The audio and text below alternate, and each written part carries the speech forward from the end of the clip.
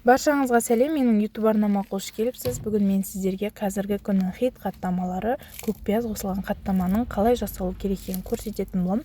Видеомды мұқият қараңыздар, өйткені видеомның соңында қалай дұрыс қатырып, қалай бұл қаттаманы сату туралы да айтамын, қыздар. Ең алдымен қамыр дайындап аламыз, қыздар. Қамыр үшін бізге қарапайым суға тұзды салып, жұмыртқаны салып, жақсылап бір қолмен араластырып жібердім. Сіздер венчикпен араластырсаңыздар да болады. Үстіне еліктен өткізілген ұнды саламыз.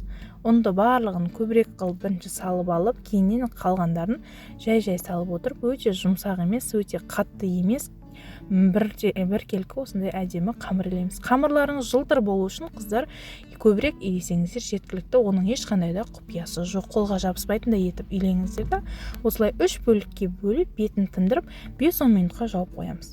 5-10 минуттан кейін алып, біз қамырды бірінші қолмен, кейіннен кәдімгі оқтаумен өте жұқа етіп жаямыз. Барынша жұқа етіп жая беріңіздер, сонда слойлары да әдемі болып шығады, қыздар. Қамырды барынша жұқа етіп жайып болғаннан кейін ортасына маргарин құйып шығамыз. Барлық жеріне бірдей етіп, маргарин қатты ыстық болса жағуға болмайды, қыздар. Ыстық кезінде ол қамырға сіңіп кетеді. Кішкене салқындағаннан кейін барып барлық жеріне жайып шығасыздар.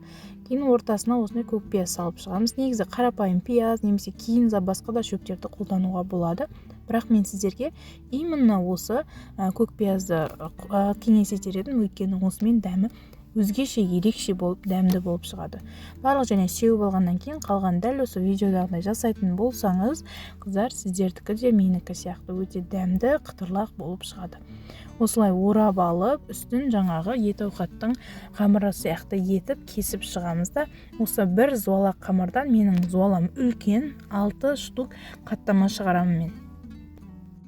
Осы 3 суаладан менде 18 штук қаттама шықты. Оның 2-еуін пиязбен, ал 1-еуін ештеме қоспай жасадым, қыздар. Дәл осылай орап шығасыздар. Видеода көрсетілгенде етіп жасаңыздар, сонда қатпарларыңыз да күшті болып шығады, қыздар.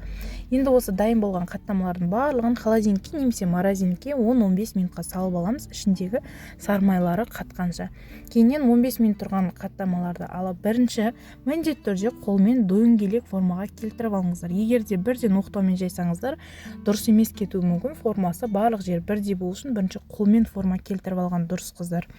Кейіннен оқтаумен өте жұқа етіп жаямыз, қыздар. Көрсетіліп тұрғанда енді қатыратынын айтайын, қыздар.